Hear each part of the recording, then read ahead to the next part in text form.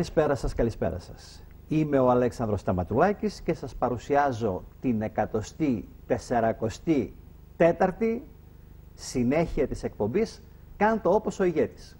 Πίσω από τις κάμερες του Europe One, ο Σωτήρης Μανίκας και ο Νίκος Σχιζοδήμος. Το τηλέφωνο της εκπομπής 6954-513. Για πληροφορίες, κριτικές, απόψεις, χαιρετισμούς, είμαστε ανοιχτοί σε όλους. Μαγνητοσκοπούμε στο στούντιο του Σώτου, εδώ στην οδό Σπανδονή, και είμαστε βέβαια ανοιχτοί σε όποιον θέλει να έρθει και να μας επισκεφτεί. Ο Σώτος κερνάει καφέ, κερνάει ρακί και ακούει αυτά που θέλετε να πείτε εσείς, είτε μπροστά από την κάμερα είτε πίσω από την κάμερα. Όπως όλοι οι συμμετέχοντες έχουμε ανοιχτά τα αυτιά μας στα μηνύματα και σε ό,τι άλλο θέλετε να μας πείτε. Ηλεκτρονικό ταχυδρομείο astamatulakis@gmail.com.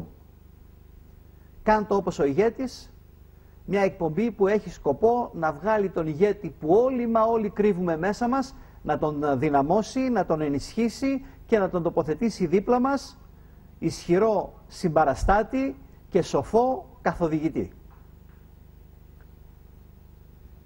Στην σημερινή εκπομπή θα ακούσουμε την Αφροδίτη Φρέγια Παυλίδου να μιλάει για το καινούριο της βιβλίο 365 συν 1 συνταγές ευτυχίας και να συζητάει μαζί μας για όλα τα σχετικά θέματα. Στη συνέχεια θα παρακολουθήσουμε το τελευταίο μέρος από την συζήτηση που είχαμε με την ζωγράφο και πολλά άλλα, Χάρη Τσεκούρα. Εμείς θα συνεχίσουμε να συζητάμε για το όραμα. Τι είναι το όραμα και τι ιδιότητες πρέπει να έχει. Είμαστε μαζί σας κάθε Κυριακή στις 8.30 το βράδυ και σε επανάληψη κάποιες μεταμεσονύκτιες ώρες ανάλογα με την οικονομία του σταθμού. Δεχόμαστε τα μηνύματά σας, επαναλαμβάνω, στο 6954-513 και να ευχαριστήσω όλους τους φίλους που κατά καιρούς παίρνουν τηλέφωνα, λένε τις απόψεις τους, λένε τις πληροφορίες τους, λένε τα σχόλιά τους, κάνουν την κριτική τους, μας δίνουν τα συγχαρητήριά τους. Όλους αυτούς να τους ευχαριστήσω γιατί είναι οι αόρατοι, οι πίσω από την κάμερα συμπαραστάτες, συνεργάτες αυτής της εκπομπής.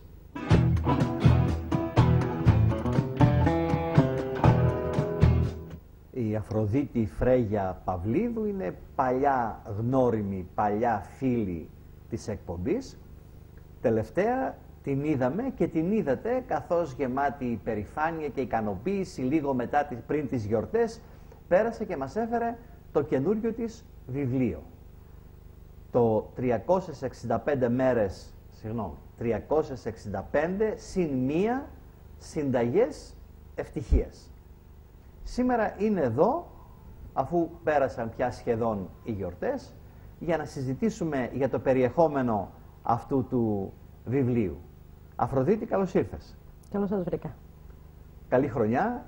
Όλα να μας πάνε καλά, ευτυχία, υγεία. Με υγεία, αγάπη, χρήματα, αισθήματα, τα πάντα, αισθήματα. Εμπειρίες, γνώσεις, όλα αυτά, τα οποία κατά κάποιο τρόπο είναι τα πετραδάκια που αποτελούν το οικοδόμημα της ευτυχίας, έτσι όπως με πολύ όμορφο τρόπο και πολύ πρακτικό τα περιγράφεις μέσα στο βιβλίο σου. 365 συν 1 συνταγές ευτυχίας.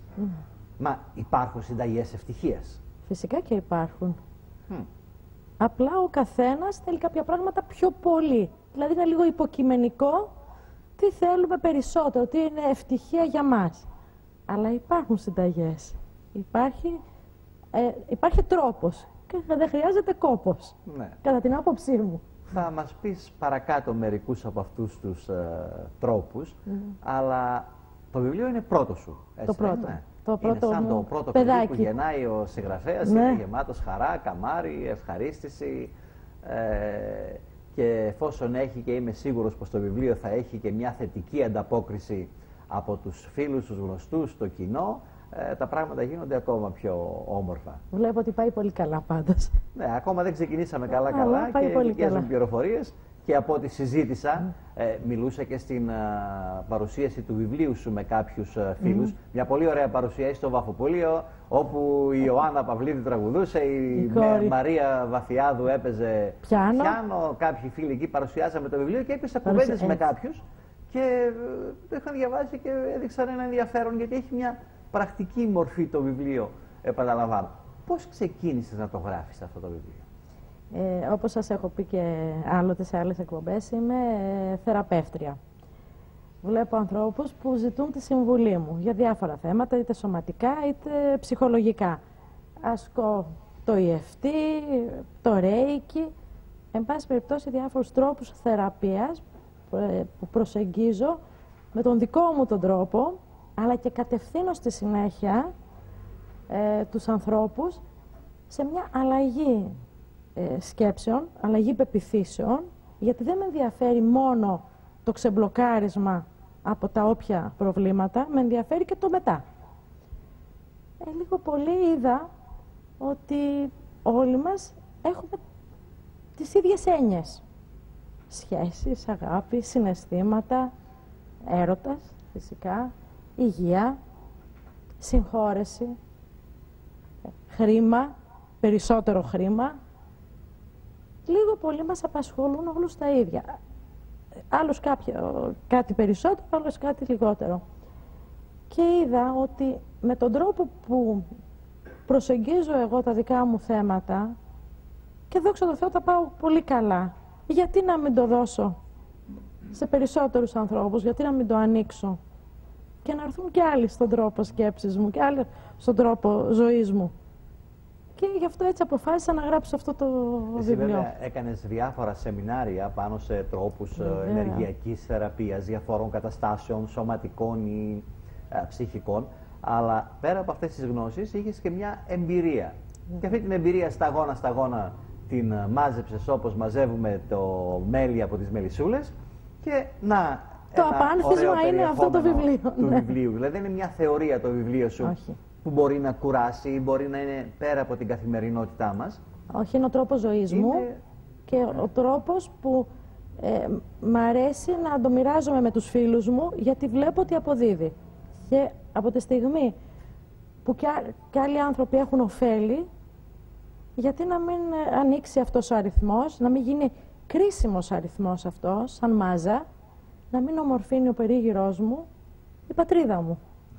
Οπότε... Άλλωστε οι γνώσεις πρέπει να διαχέονται πολύ περισσότερο όταν είναι θετικές γνώσεις που μπορεί να βοηθήσουν κάποιους ανθρώπους. Έτσι. Να σου κάνω μια πολύ δύσκολη ερώτηση. Τι είναι ευτυχία?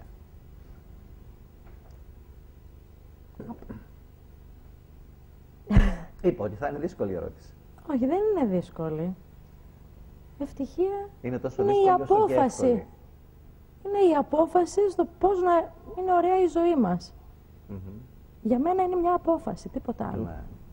Η απόφαση να είναι όμορφη η μέρα μου, όμορφη η ζωή μου, όμορφος ο κόσμος γύρω μου, ευτυχισμένος ο κόσμος, γερός, με χρήματα.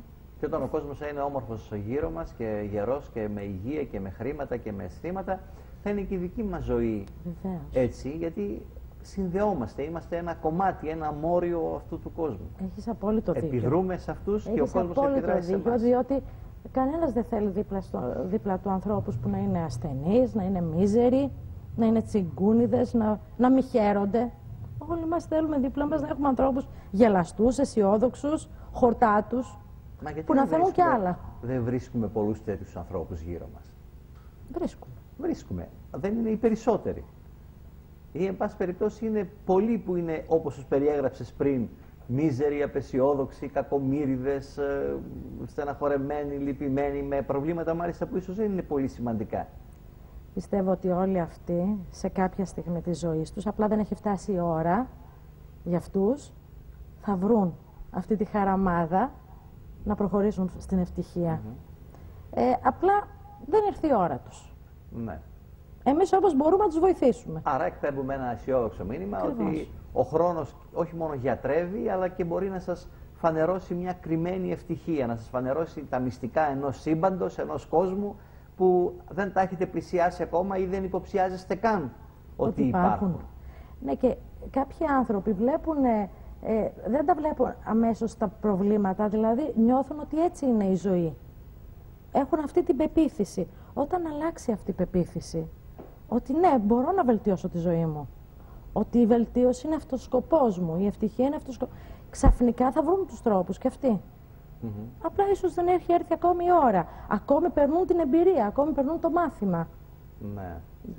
Και έχουν μια πεποίθηση που τους φρενάρει. Μερικές φορές αυτό που κουβαλάμε στο μυαλό μας, αντί να είναι μια δύναμη εκτείναξης του εαυτού μας προς την ευτυχία του, μας φρενάρει και μας σταματάει. Δηλαδή λένε, εγώ έτσι είμαι μωρέ, δεν αλλάζω. Δηλαδή έχω το άγχος μέσα μου και αυτό το άγχος δεν με αφήνει να χαρώ. Έχω μια στεναχώρια και μια ανησυχία. Λέμε με φταίνε οι απέναντι, οι τρίτοι. Αυτοί φταίνε και εγώ δεν μπορώ να αναπτυχθώ. Είδες τι μου κάνουν, είμαι κακότυχος πέφτω σε κάποιους ανθρώπους. Είναι πεποίθηση και δυστυχώς η ζωή το επιβεβαιώνει αυτό το πράγμα. Κάποτε είχα διαβάσει ένα πάρα πολύ ωραίο που το είπε ο Φόρντ. Ο γνωστός Φόρντ, βεβαίως. Είχε πει, λες ότι θα τα καταφέρεις. Έχεις δίκιο. Εσύ λες ότι δεν θα τα καταφέρεις, πάλι δίκιο έχεις. Έτσι. Είτε τα καταφέρεις είτε όχι, σε κάθε περίπτωση έχεις δίκιο. Είναι τι πεποίθηση έχεις. Άμα λες, εμένα δεν μου προχωράει η ζωή, εμένα δεν μου τα φέρνει η ζωή όπως θέλω, φυσικά η ζωή δεν θα στα φέρει ποτέ καλά. Αν πεις και το πιστέψεις ότι είσαι τυχερός άνθρωπος, γιατί για μένα δεν έχει σημασία η τύχη, η πίστη έχει σημασία. Η πίστη στην τύχη. Η πίστη στην τύχη. Ναι. Η πίστη στη ζωή, η πίστη στη χαρά, η πίστη ότι κάτι θα γίνει και θα βγω από αυτή την κατάσταση. Αν το πιστέψω ότι μπορώ, ότι ο Θεός είναι μαζί μου, για άλλους είναι Θεός, άλλους είναι σύμπαν, δεν μπαίνω σε αυτό, στην πίστη μένω. Άμα πιστέψουμε λοιπόν ότι μπορούμε να τα καταφέρουμε, ξαφνικά η Diggy Bell με το ραβδάκι της τα μεταμορφώνει όλα, η νεραϊδούλα και μας τα φέρνει κοντά μας. Ναι. Η πίστη είναι πολύ σημαντικό πράγμα. Έλεγα σε μια άλλη εκπομπή κάτι που συνέβη και στην Αμερική, είναι γεγονός. Δηλαδή τότε στην περίοδο του μεγάλου κράχ, όπου υπήρχαν άστεγοι, πεινασμένοι, γυρνούσαν και 29-30, αρχές της δεκαετίας του 30. Και ένας από αυτούς τους άστεγους μπήκε μέσα σε ένα βαγόνι για να κοιμηθεί το βράδυ, να προφυλαχθεί από το κρύο. Και κάποια στιγμή το βαγόνι κλείσαν οι πόρτες και άρχισε να κινείται. Και αυτός πώς ξύπνησε και είδε ότι το βαγόνι έγραφε ότι είναι ψυγείο. Φοβήθηκε αμέσως ότι μαζί με τα κασόνια που δεν ήξερε τι περίχαν εκεί, θα έπεφτε η θερμοκρασία και θα ψύχονταν και θα γινόταν κατεψυγμένος και πέθανε. Το πρωί που τον άνοιξαν ήταν πεθαμένος, αλλά το ψυγείο ποτέ δεν λειτουργήσε. Αυτός από τον φόβο του και από το άγχος του ότι θα πέσει η θερμοκρασία πέθανε. Η πίστη μπορεί να οδηγήσει στη ζωή, σε μια άλλη ζωή αν θέλεις, ή και στο θάνατο ακόμα. Ναι, το πιστεύω απόλυτα αυτό και το έχω δει. Το έχω δει στη ζωή μου σε πάρα πολλούς τομείς. Στην υγεία μου, στα χρήματα που μπαίνουν στην οικογένεια, στις σχέσεις, παντού. Η πίστη με οδηγεί σε όλα και ξέρω ότι ναι, θα τα καταφέρω. Άρα, ας πιάσουμε ένα κομμάτι που έχουμε μέσα στο μυαλό μας, την πίστη για παράδειγμα, μια που αναφέραμε αυτή, και ας δούμε αυτά που πιστεύουμε είναι αληθινά, μας οδηγούν στην ευτυχία, μας μπρόχουν σε έναν δρόμο διαφορετικό από αυτόν τον μίζερο και σκληρό και ολισθηρό που βαδίζουμε τώρα. Και αν δούμε ότι αυτά που πιστεύουμε δεν είναι τα σωστά, ας προσπαθήσουμε να δούμε τι γίνεται και να αλλάξουμε σιγά σιγά την πίστη μας. Να ρωτήσουμε, αξίζει τον κόπο να έχω αυτό το πράγμα στο μυαλό μου? Με βοήθησε μέχρι σήμερα? Αυτή είναι η ερώτηση. Αυτή είναι η ερώτηση. Ότι δεν πας καλά. Αυτή είναι η ερώτηση. Κάνουμε την αλλαγή. Πρέπει να είμαστε ανοιχτοί στην αλλαγή. Βλέπουμε ότι δεν μας πάει. Δεν μπορούμε να γατζωνόμαστε ούτε σε ανθρώπους, ούτε σε καταστάσεις. Δεν πάμε καλά σε μια κατάσταση. Κοιτάμε να δούμε πώς μπορούμε να τη βελτιώσουμε και από εκεί και πέρα κάνουμε τις αλλαγές πορείας. Απλά πράγματα. Δεν θέλει κόπο. Καμιά φορά το κυνήγι της ευτυχίας έχει δρόμους και μονοπάτια που περνάνε κάτω από τη μύτη μας. Ναι. Αλλά ίσως επειδή περνάνε κάτω από τη μύτη μας, εμείς να μην μπορούμε να τα δούμε για να τα ακολουθήσουμε. Δεν νομίζω ότι είναι αυτό. Ίσως είναι κοντά μας, να απλώσουμε το χέρι και να την πιάσουμε. Σίγουρα, σίγουρα. Απλά πολλές φορές οι πεποιθήσεις μας είναι αυτές που μας κάνουν να μην θέλουμε να τα βλέπουμε ή να λέμε ότι αυτά δεν είναι για μας. Ναι. Είναι δύσκολο να το κάνουμε. Στο μυαλό μας βάζουμε ετικέτες. Αυτές τις ετικέτες πρέπει να βγάλουμε, γιατί αυτές οι ετικέτες είναι οι πεποιθήσεις μας. Αν τις κάνουμε να είναι ρόδινες, τότε θα έρθουν τα ωραιότερα πράγματα στη ζωή μας, τα τριαντάφυλλα. Εσύ εκεί επάνω έχεις και έναν αγαπημένο νόμο, το νόμο της έλξης, που τον περιγράφεις πολλές φορές σε ακροατήρια, μέσα σε ωραία μπαράκια, σε καφενεία, σε ατμοσφαιρικούς χώρους, και συζητάς και προσπαθείς να πεις στον κόσμο να εφαρμόσουν στη ζωή τους το νόμο της έλξης. Ναι. Δηλαδή, να σκέφτονται χαρά για να έρθει ευτυχία. Να μιλούν μόνο για τα καλά που τους συμβαίνουν και όχι να απαριθμούν τα άσχημα. Γιατί άμα να απαριθμούμε τις αναποδιές μας, τότε η ζωή θα μας φέρει και άλλες αναποδιές. Γιατί εκεί εστιάζουμε. Αν εστιάζουμε στα καλά της ημέρας, η ζωή θα μας φέρει και άλλα. Είναι πολύ απλά τα πράγματα. Δεν γινόμαστε ενδιαφέροντες άνθρωποι αν πούμε να δεις τη γρίπη πέρασα, να δεις πόσα φάρμακα παίρνω, να δεις τι έπαθα με το παιδί μου, με τον άντρα μου, με τη γιαγιά μου, με τη μαμά μου. Είναι πολύ πιο ωραίο να πούμε, να δεις ένα ωραίο φαγητό που μαγείρεψα, ένα ωραίο φαγητό που με κέρασαν, μια ωραία κουβέντα που άκουσα, ένα ωραίο βιβλίο που διάβασα. Ένα ηλιοβασίλεμα που είδα στην παραλία. Αγκαλιά. Μια αγκαλιά που έκανα με μια φίλη τον άντρα μου, με τη φίλη μου, ναι. Γιατί να μην μιλάμε για αυτά. Και κάποιοι λένε ότι μη λέμε τα καλά γιατί θα μας ματιάσουν. Όχι. Ναι. Να λέμε τα καλά. Ή τα κρύβουν τα καλά, ή τα κρύβουν να μην τα πούμε, να μην είναι το φθόνο των ναι, άλλων. Ναι, και αυτό πεποίθηση είναι. Είναι λίγο να κάνουμε την αλλαγή στη ζωή μας, ένα κλικ είναι, ένα τίποτε, και ξαφνικά θα δούμε ότι θα κινητοποιήσουμε και άλλους ανθρώπους να κάνουν το ίδιο. Και γιατί να μιλάμε συνέχεια για την κρίση και να μην μιλάμε για τα καλά που έχουν γίνει σε αυτή τη φάση. Ναι. Για τα ωραία πράγματα που βγαίνουν στη ζωή μας. Και πιστεύω ότι αυτά που για μας είναι σε αυτή τη φάση που δεν δίνουμε σημασία, τα θεωρούμε δεδομένα, για κάποιους άλλους είναι ζητούμενα. Η υγεία, αυτή τη στιγμή μπορεί να μου λείπουν χρήματα, αλλά έχω την υγεία μου, που για κάποιον η υγεία είναι σημαντικό. Ή έχω το παιδί μου, που άλλοι δεν έχουν αξιωθεί να γίνουν γονείς. Έχουμε τόσα πολλά, που πρέπει αυτά να ευλογούμε κάθε μέρα και να ευχαριστούμε. Και είναι ένας απλός τρόπος που μας το είπε και ο Χριστός με το «εν παντί ευχαριστείτε». Και για τα καλά και για τα άσχημα. Ναι. Το πάω λίγο πιο μακριά. Ναι. Όχι, έτσι είναι. Βλέπεις ανθρώπους που ξυπνάνε και λένε «Κοίταξε τι αναποδιά μου έτυχε, έχασα αυτό το πολύτιμο πράγμα που είχα ή αναβλήθηκε αυτή η εκδρομή που είχα» και αυτό το γεμίζει με μια μιζέρια, με μια... Ενώ να πει «Κοίταξε, είμαι υγιής, έχω 2 υπέροχα παιδιά, 3-4, τα οποία ακτινοβολούν από υγεία, έχω μια σωστή σχέση και σωστή οικογένεια». Δεν τα λέμε αυτά. Και είναι, αρχίζω να πιστεύω, θέμα εκπαίδευσης. Γι' αυτό εσύ που έγραψες αυτό το βιβλίο, το 365 σημεία συνταγές ευτυχίας, ο φίλος μου Μιχάλης ο Αρκούδης, ο οποίος έγραψε και αυτό σε ένα βιβλίο ανάλογο, η κατάκτηση της ευτυχίας. Ναι, πολύ ωραίο. Αυτές οι γνώσεις πρέπει να διαχέονται και να πείσουμε τον κόσμο ότι να είμαστε χαρούμενοι, να χαμογελάμε. Ξέρεις, το χαμόγελο προκαλείται από ένα ερέθισμα του εγκεφάλου. Στέλνει ο εγκέφαλος μήνυμα στους μυς γύρω από το στόμα και χαμογελάμε. Ναι, αλλά συγχρόνως και αυτή η τάση των μειών του χαμόγελου, να τους πω έτσι, στέλνουν ανάποδα και ένα μήνυμα στον εγκέφαλο που τον γεμίζει και αυτόν με χαρά. Τον κάνει να ξεπερνάει τα σύννεφα και τη θλίψη.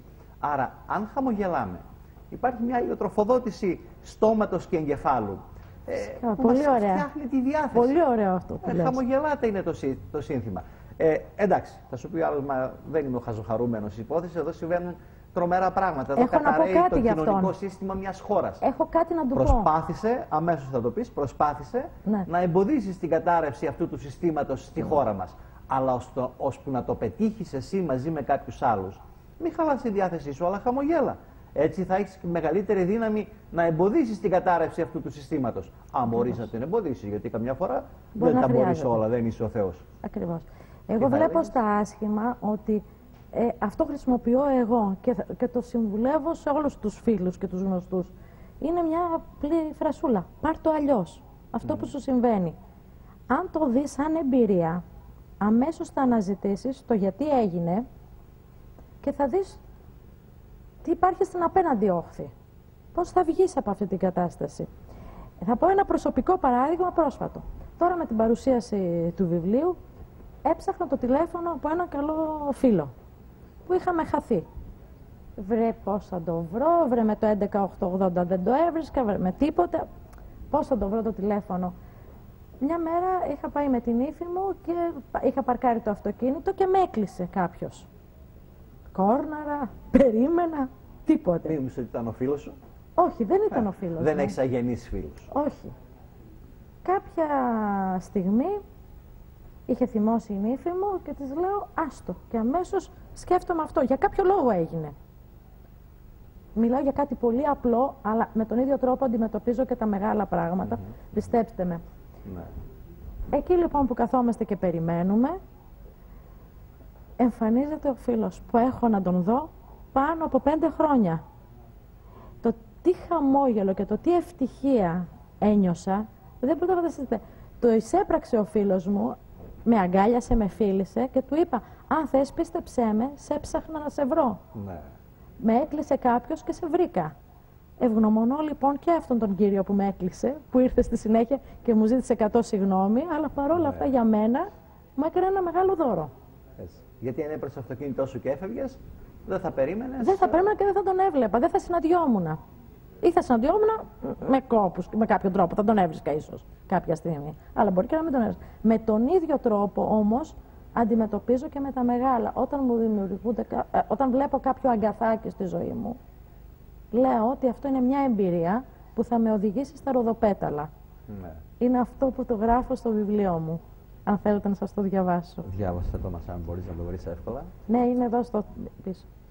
Όπως το τριαντάφυλλο, μάθε πως για την ευτυχία πρέπει να περάσεις από τη διαδρομή των εμπειριών που είναι τα αγκαθάκια. Η αποζημίωση είναι τα ροδοπέταλα. Έχε πίστη και άσε τη ζωή να σε εκπλήξει. Εξάλλου τα καλύτερα σενάρια είναι δικά της. Δεν μπορούσα ποτέ να φτιάξω σενάριο ότι θα με έκλεινε κάποιος για να συναντήσω το Βαγγέλη. Έτσι. Το επόμενο βιβλίο, αν είναι μυθιστόρημα, μπορεί να το αναφέρει.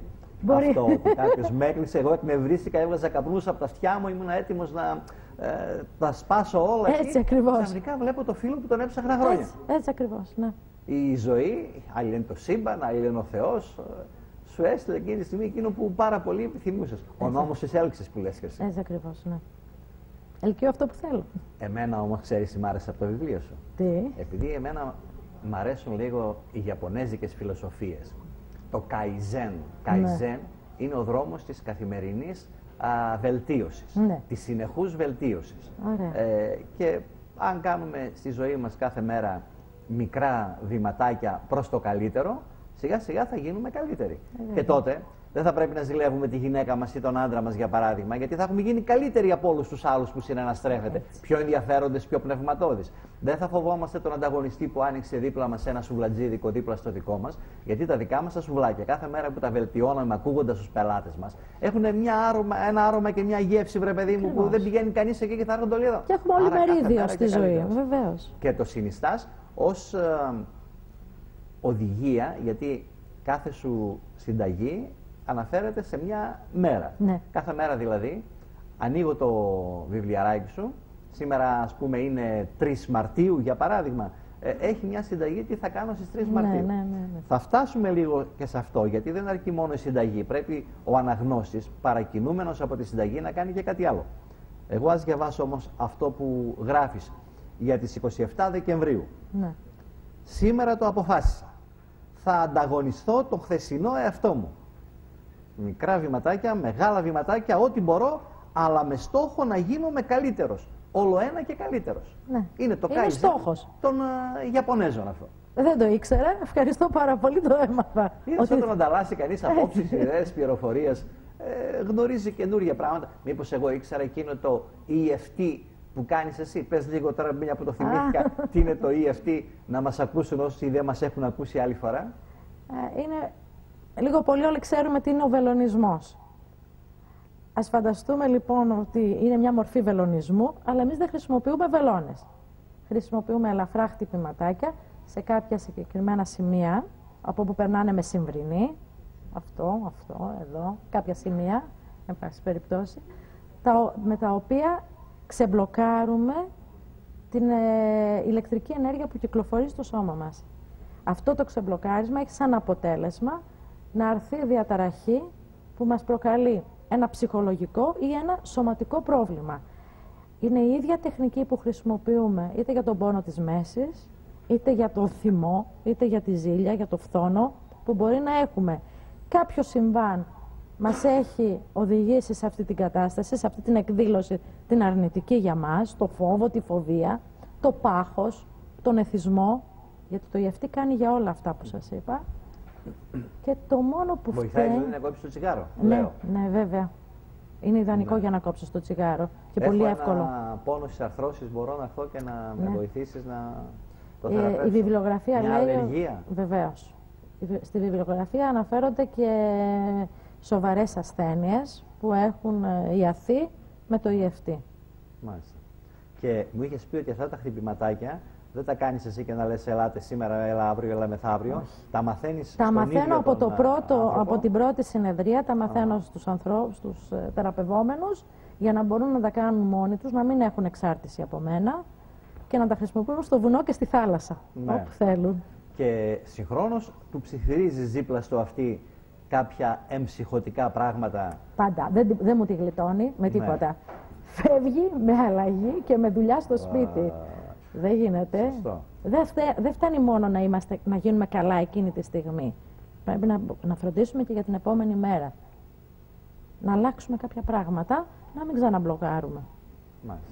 Ναι. Αυτή είναι η δικιά μου η και επειδή και άλλη φορά μιλήσαμε για αυτό το θέμα, εγώ είδα πολλούς τηλεθεατές που έπαιρναν τηλέφωνο στο γνωστό τηλέφωνο της εκπομπής 6954513 και ζητούσαν επαφή μαζί σου, ζητούσαν να σου εκθέσουν το πρόβλημά τους και να δούμε τι βοήθεια μπορεί να προσφέρει αυτή η μέθοδος. Ναι. Ήρθαν πάρα πολλοί από αυτούς, να είναι καλά και εσύ να είσαι καλά πάνω απ' όλα. Και φύγανε ευχαριστημένοι. Πιστεύω πως ναι. Πιστεύω πως ναι. Καλά αποτελέσματα. Μια ημικρανία για παράδειγμα που στηρίζονταν σε διάφορες πιέσεις ψυχολογικές. Αυγενικά, μέσες, έχουν έρθει για πολλές αιτίες, ερωτικές απογοητεύσεις, είναι πάρα πολλά.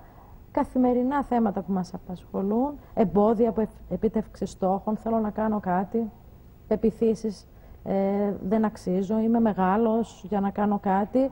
Βλέπουμε, συναντάω διάφορες αιτίες που λίγο πολύ τακτοποιούνται. Ναι. Πριν περάσουμε σε ένα σημάζεμα όλων αυτών, αυτού του τεράστιου θέματος που λέγεται η κατάκτηση της ευτυχίας, να διαβάσουμε 2-3 συνταγούλες, συνταγάρες, αν κρίνεις από το αποτέλεσμα. Μικρές, είναι μικρές, αλλά αν μπορέσεις όλες μαζί να τις βάλεις στον δρόμο της ζωής σου και να σε καθοδηγήσουν, νομίζω είναι η μεγάλη συνταγάρα, αν μου επιτρέπεις τον εκχυδαϊσμό της γλώσσας. 1 Φεβρουαρίου. Ας φανταστούμε το υποσυνείδητό μας σαν ένα χωράφι. Αν σπείρουμε σκέψεις φόβου, θα φυτρώσει αμφιβολία, αναβολή, ατολμία. Αν όμως σπείρουμε ευγνωμοσύνη, εκτίμηση, θαυμασμό, θα φυτρώσει χαρά, επιτυχία, τύχη. Τι σοδιά θέλουμε? Αυτή είναι η μία.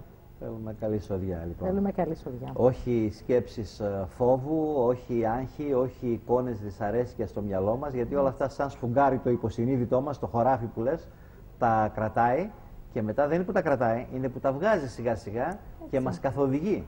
Βάλαμε ένα βαρύδιο που δεν μας αφήνει να πετάξουμε με αυτά τα πράγματα. Επιβεβαιώνει αυτό που του δώσαμε. Του δώσαμε φόβο, θα φέρει το ξαδελφάκι. Ναι. Που θα είναι η αποτυχία, η ατολμία για να κάνουμε μια αναβλητικότητα.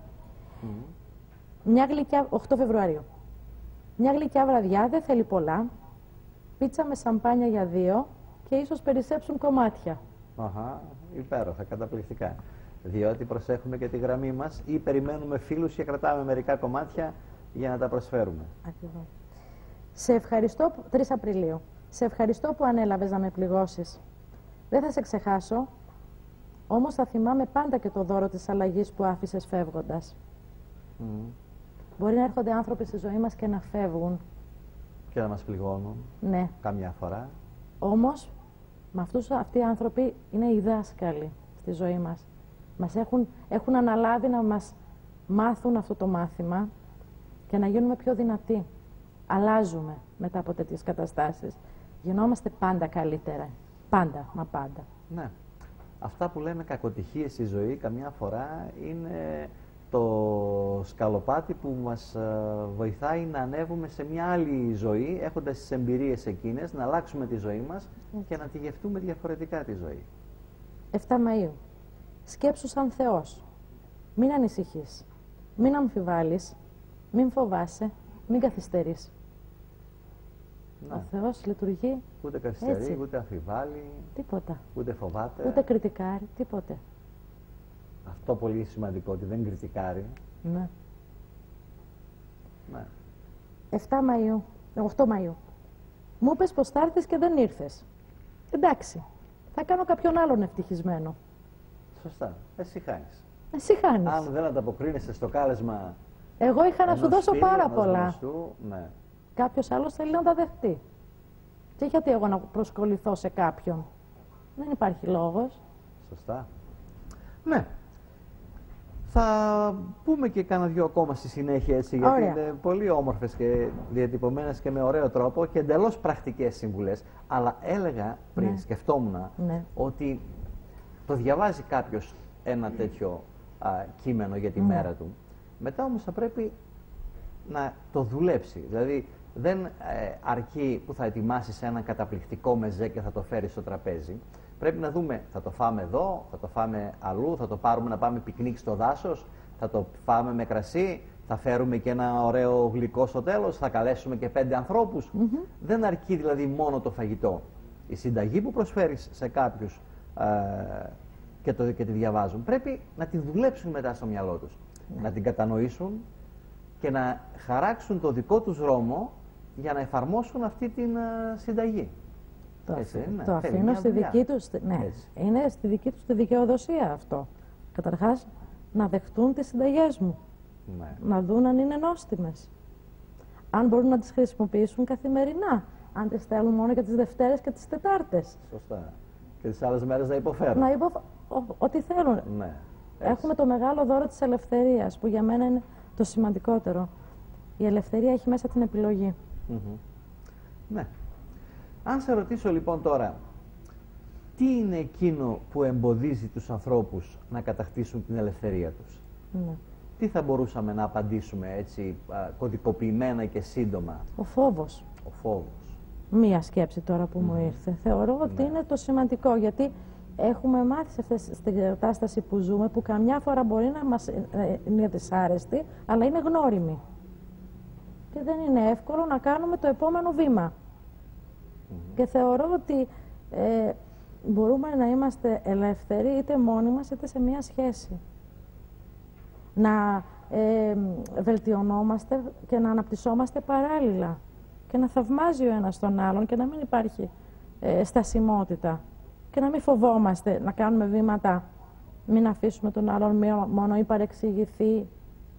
Περνάνε πολλά πράγματα στο μυαλό μας, στη δουλειά μας, να κάνουμε ανοίγματα, να κάνουμε άλματα. Ο φόβος λοιπόν είναι ένα στοιχείο που μας απομακρύνει από την ευτυχία μας. Ναι.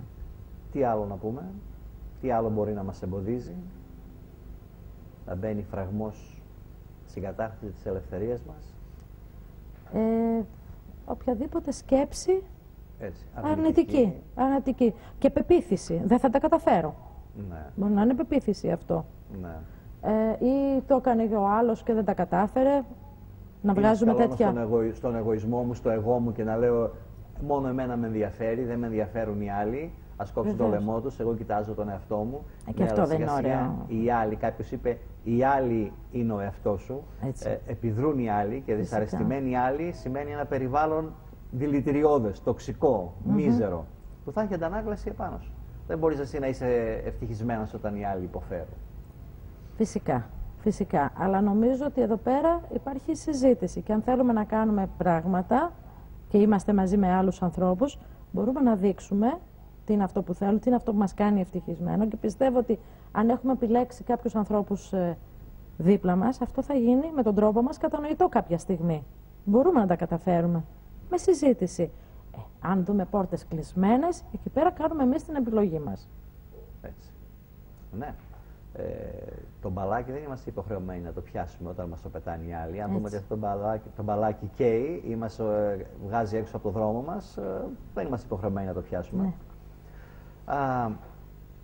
Θα μπορούσαμε να κάνουμε έτσι, να χαράξουμε κάπως τον δρόμο που οδηγεί σε σχέσεις που οδηγούν στην ευτυχία, γιατί δεν είμαστε μόνοι σε αυτό το ταξίδι. Όλα είναι σχέσεις, κοινωνικές, οικογενειακές, φιλικές, επαγγελματικές, και αυτές οι σχέσεις είναι βασικός παράγοντας της ευτυχίας μας.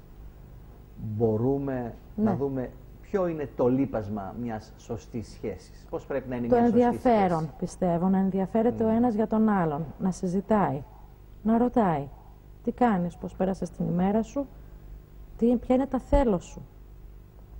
Σε πίκρανα, σε πλήγωσα, να ρωτάμε, να νοιαζόμαστε.